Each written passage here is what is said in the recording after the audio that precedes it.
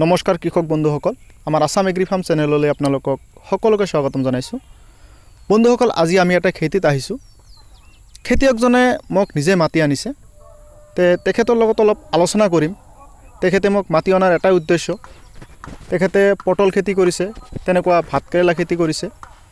মোক বিভিন্ন সময়ত খেতিয়কসকলে কল মেছেজ কৰি থাকে যে পটলৰ ডাল লাগে নাইবা ভাতকেৰেলাৰ মূল লাগে। তো বছৰৰ গোটেই বছৰে যিহেতু এই বস্তুটো দিয়া সম্ভৱ নহয়, খেতিটো যেতিয়া উঠাই দিয়া হয় সেই সময়তহে ডালটো দিয়াটো সম্ভৱ হয়। সেই হিচাপত তেখেতে মোক মাতি আনিছে যে এই সময়ত যদি কোনোবাই এই পটলৰ ডাল বিচাৰে, খেতি কৰিব বিচাৰে, যিহেতু বৰ্তমান আহিন মাহ চলি আছে, কাতি মাহ আহিন মাহ এই 2 মাহতে পটলৰ ডালটো সংগ্ৰহ কৰা হয় আৰু এই সময়ত যোগাযোগ কৰিলেহে কেৱল এই বস্তুটো দিয়াটো সম্ভৱ হয়। আপোনাৰ পৰিচয়টো দিব। হয়, মোৰ নাম মোহাম্মদ নাজিৰ আলম, থানা পানবাৰী, ডিষ্ট্ৰিক্ট চিৰাং। যোৱা বছৰতো আপোনাৰ লগত এনেকুৱা পটলৰ খেতিৰ এটা ভিডিঅ' কৰিছিলোঁ। হয়, যিসকল ভিউৱাৰে আমাৰ ভিডিঅ'বিলাক চায় সিহঁতসকলে নিশ্চয় গমেই পায় আপুনি ভাতকেৰেলা খেতিৰ ওপৰতো এটা ভিডিঅ' দিছিল। হয়, দিছিলোঁ। এই পটলৰ ডালবিলাকৰ কাৰণে আমাক বিভিন্নজনে যোগাযোগ কৰিছিল আৰু সেই হিচাপত আজি এই ভিডিঅ'টো বনাইছোঁ। হয়, যে আপুনি ডালবিলাক কেনেকৈ সংগ্ৰহ কৰে? এইটো এটা ছিষ্টেম আছে। ছিষ্টেম হিচাপত দিলে মানে মই যেনেকুৱা ছিষ্টেমত দিম, মোটামুটি মানে 95% মানে যিটো মানে ৰোৱাৰ পিছত মানে বত্তাটো মানে মৰি নাযায়, এনেকুৱা ছিষ্টেমত দি দিম। তো বস্তুটো এনেকুৱা ছিষ্টেম আছে। চাপ'জ কেনেকুৱা ডালটো সংগ্ৰহ কৰিব লাগে দেখুৱাই দিয়কচোন অলপ। এই ডালটো আছে, ডালটো মই মানে এনেকুৱা খাৰুৰ নিচিনাকৈ বান্ধিলোঁ, খাৰুৰ নিচিনা কৰি। এইটো এটা মানে এইটো হয় মাতা, এইটো হ'ল আগাল। এই সেনেকুৱা ছিষ্টেমত এনেকুৱা খাৰু বনালোঁ। খাৰু বনাই যিটো মানে গাঁঠিগিলা মানে চিপাগিলা থাকিল, এই আগাল ওপৰৰ ডালবিলাক সংগ্ৰহ কৰে না মাটিত যিবিলাক বগাই যায় সেইবিলাক ডাল সংগ্ৰহ কৰে? অসুবিধা নাই, মানে মাটিটো হ'লে বেছি ভাল হয় বা ওপৰতো হ'লে অলপ মানে হয়তো সময় লয়, কেইদিনমান সময় লয়।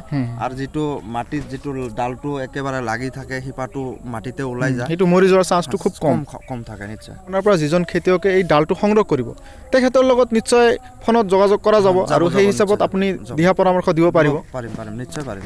আমি বিচাৰোঁ যাতে নিম্নতম মূল্যৰ বিনিময়তে সেই বস্তুটো যাতে খেতিয়কে পায়। আমি যিহেতু এই চেনেলটো খেতিয়কসকলৰ সহায়ক হোৱাকৈ বনাইছোঁ, খেতিয়কসকলৰ যাতে সহায় হয়। যিহেতু অসমৰ বিভিন্ন জেগাত এই বস্তুটো পোৱা নাযায়, পটলৰ ডাল বা ভাতকেৰেলাৰ মূল উন্নত জাতৰ পোৱা নাযায়। আমাৰ ইয়াতে যিহেতু এই খেতিবিলাক এভেইলেবল আছে, তো এই পটলৰ ডালটো আমি আগতে পলিথিনত পুলিটো বনাই লোৱা ভাল হ'ব না ডাইৰেক্ট খেতিতে ৰুব পৰা যাব? নাই, ডাইৰেক্ট খেতিত ৰুলেই ভাল হ'ব। এইটোত মানে খৰচ কম যাব। এই পলিথিনত অলপ খৰচ কিবা কিবি, ইয়াতে মৰি যোৱাৰ চান্সটো বহুত কমি যায়। ইয়াতে মানে কি, তাতে গোবৰৰ সাৰ অলপ ৰাখিবই লাগিব পলিথিনত। এইটো অলপ সময় ল'ব আৰু অলপ কষ্ট হ'ব, কিন্তু বস্তুটো ভাল হয়। কিন্তু এইটোত কোনো খৰচ নাই। আপুনি ডাইৰেক্ট খেতিত ডাইৰেক্ট ইয়াৰ পৰা লোৱাৰ পিছত ডাইৰেক্ট খেতিত ৰুলে আৰু এইটো কোনো অসুবিধা নাই। যিহেতু মাটিত বগাই যোৱা ডালবিলাক দিলে হয়তো ইয়াত শিপাবিলাক থাকেই, ডাইৰেক্ট খেতিত ৰুলেও মৰি নাযায়। আৰু আপুনি যিটো ছিষ্টেম কৈ দিব সেই ছিষ্টেমত ৰুলেতো আৰু মৰি যোৱাৰ সম্ভাৱনাই নাই। ভাতকেৰেলা খেতিত আহিছোঁ, আপোনালোকে চাবই পাৰিছে বৰ্তমান সময়তো এনেকুৱা ভাতকেৰেলা লাগি আছে। এইবিলাক গোটেই ফল, গছৰ পাততকৈ হয়তো ফলেই বেছি হ'ব এনেকুৱা ফল বৰ্তমান সময়তো।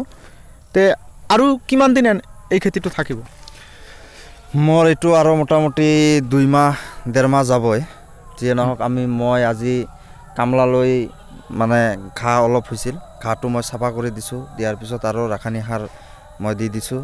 এতিয়া মোৰ মোটামুটি যেনেকুৱা ফল, এইটো মোৰ উন্নত মানে ভাতকেৰেলা জাতটো অলপ দেখুৱাই দিব। জাতটো মানে এইটো ইয়াৰ ওপৰত আৰু কোনো জাতে নাই।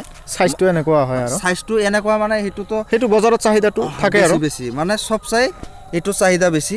এইটো বজাৰত যদি বেলেগ আছে, 4টা কোৱালিটি আছে। আমাৰ এইটো হাই কোৱালিটি।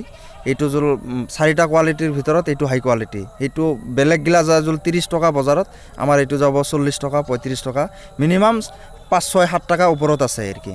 আৰু এই ভাতকেৰেলা খেতিটো এটা পজিটিভ পইণ্ট হ'ল মানে গোটেই বছৰে ইয়াৰ দামটো কমি নাযায়, একেবাৰে কমি নাযায়, কিবা এটা থাকেই আৰু ভাল। তো আপুনি ইয়াৰ মূলটো যদি বিচাৰে কোনোবাই কিমান দিন পিছত দিব পাৰিব? মোটামুটি আৰু 1.5 মাহ। ডেৰ মাহ ডেৰ মাহ পিছতে কিছুমান মানে ভাঙিব, কিছুমান বেলেগ খেতি কৰিব, কিন্তু মোৰ এইটো আৰু ডেৰ মাহ লাগিব। হয়, মই এতিয়া আৰু নতুন মোৰ গাছটো আৰু নতুন হৈ যাব। এতিয়া তোৰ মই আজিয়ে ৰাসায়নিক সাৰ দিছোঁ, মানে আৰু ডেৰ মাহ মান যাব আৰু কি। ডেৰ মাহ পিছত যদি কোনোবাই বিচাৰে হয় দিব পাৰিব। পাৰিম, নিশ্চয় পাৰিম। এক মাহ মোটামুটি 15 দিন, এক মাহ ভিতৰতো বেলেগ যদি এনেকুৱা বেলেগ আৰু আছে, বেলেগ মাখাই ভাঙি দিব, আলু ৰ'ব, কিবা কিবি ৰ'ব, সেইখিনি দিয়া যাব। এই বন্ধুসকল, আজিৰ ভিডিঅ'টো এইখিনিয়ে আছিল। আপোনালোকে যদি ভিডিঅ'টো চাই ভাল পাইছে নিশ্চয় লাইক শ্বেয়াৰ কৰিব, আৰু চেনেলটো যদি এতিয়ালৈকে ছাবস্ক্ৰাইব কৰা নাই ছাবস্ক্ৰাইব কৰি ৰাখিব।